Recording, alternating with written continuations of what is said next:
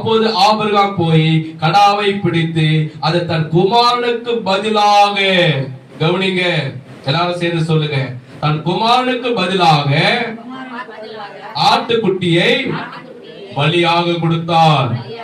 போது ஆபிரகாம் அந்த இடத்திற்கு யெகோவா ஈரே என்று பெயரிட்டான். அதனாலே கர்த்தருடைய பர்வத்தில் பார்த்து கொள்ளப்படும் என்று இந்நாள் வரைக்கும் சொல்லப்பட்டு வருகிறது. மலை மேல போயிட்டு கவனிங்க, கத்தி ஆபிரகாம் எடுக்கிறாரு, ஈசாக்குடைய தொண்டையில வைக்கிறாரு.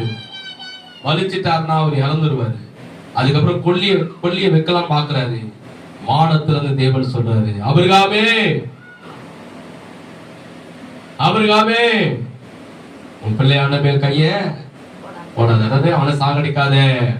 நீ தேவனுக்கு பயப்படுகிறவன், என் வார்த்தைக்கு நீ கீழ்ப்படுகிறவன், பிள்ளையை காட்டில நீ அதிகமா என்ன நேசிக்க கூடியவன், பிள்ளையை காட்டில அதிகமா என் மேல அன்பு வச்சவன் சொல்லி தேவன் அங்க விலக பண்றாரு. கைக தட்டி கர்த்தரை ஸ்தோத்திரம் பண்ணுவோமா?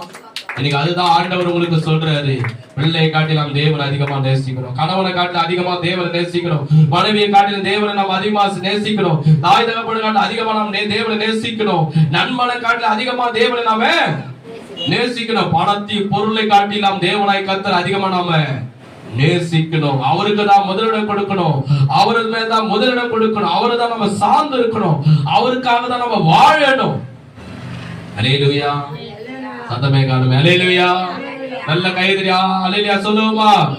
அல்லேலூயா. அதுதான் சொல்றாரு, மகனை காட்டி அதிக மேல அன்பு. இன்னைக்கு பாருங்க எவ்வளவு ஆண்டவர் அற்புதம் செய்யறாரு. எவ்வளவு வருஷமா வந்தாங்க இங்க, ஐயா என் மகளுக்கு கல்யாணமே ஆக மாட்டேது, ஐயா என் மகளுக்கு கல்யாணமே ஆக மாட்டேது, ஐயா என் மகளுக்கு கல்யாணம். ஆண்டவர் சமுதிரம் முழைகால் என்று ஜெபம் பண்ணோம். இன்னைக்கு கல்யாணம் ஆயிடுச்சா அதை சபைக்கு வரும். ஒரு ரோட்ல பாத்துக்க, என்னம்மா ஏமா சபைக்கு வர மாட்டீங்க? எங்க ஐயா கணவர் பாக்குது கரெக்டா இருக்குது, வீட்டுல இருக்கிற வேலை பாக்குது கரெக்டா இருக்குது, கணவர் வந்த பிறகு எல்லாம் செய்வோம். அன்பு யார் மேல போயிடுச்சு?